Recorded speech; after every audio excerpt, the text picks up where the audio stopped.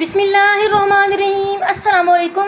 कैसे हैं आप सब लोग? उम्मीद है ठीक ठाक होंगे। उर्दू मिर्च मसाला में आपको खुशामदीद। आज हम आपके लिए लाए हैं डॉक्टर बल्कीस की 5 बेहतरीन रेमडीज़ ईद के हवाले से जो आपके बहुत काम आने वाली हैं। नंबर 1, गोश्त खाने से दांतों में दर्द होता है तो क्या करना चाहिए? अदरक का जूस सरसों के तेल में मिलाकर दांतों में लगाएं या फिर गोश्त खाने के बाद अदरक का टुकड़ा ज़रूर चबाएं। नंबर 2, क्या गोश्त खाने से कब्ज़ होती है? बिल्कुल, गोश्त की ज़्यादती से कुछ लोगों को कब्ज़ हो जाती है और कुछ लोगों को डायरिया का मसला भी हो जाता है। इन दोनों का तोड़ क्या है?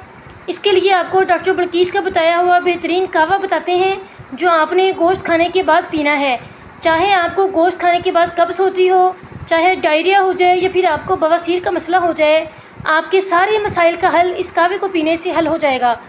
कावा बनाने का तरीका: 10 से 15 पुदीने के पत्ते लेने, एक बड़ी इलायची लें, इसको अच्छे तरीके से कूट के एक कप में रखना है। बड़ी इलायची भी इसी में डालनी है।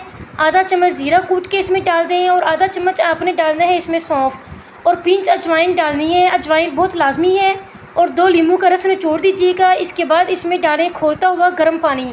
ये सारी चीज़ें आपने कप में डालनी है। आपका बेहतरीन कावा तैयार हो गया।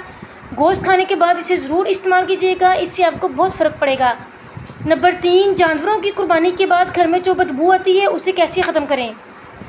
इसका बहुत इंस्टेंट हल ये है कि आपने क्या करना है, कॉफ़ी लेनी है। कॉफ़ी की जो खुशबू होती है वो आपके गोश्त की स्मेल को ख़त्म कर देगी। आपने 2 चम्मच भर के कॉफ़ी लेनी है और 2 गिलास पानी लेना है। कॉफ़ी को इसके अंदर मिक्स करके अच्छे तरीके से ढककर पकाएं।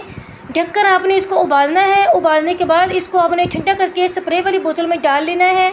और जहाँ पे आपने कुर्बानी की है या जहाँ किचन में गोश्त रखा था और वहाँ से स्मेल आ रही है तो इन सारे जगहों पर आपने इसका छिड़काव करना है। यकीन करें जो स्मेल है वो ख़त्म हो जाएगी।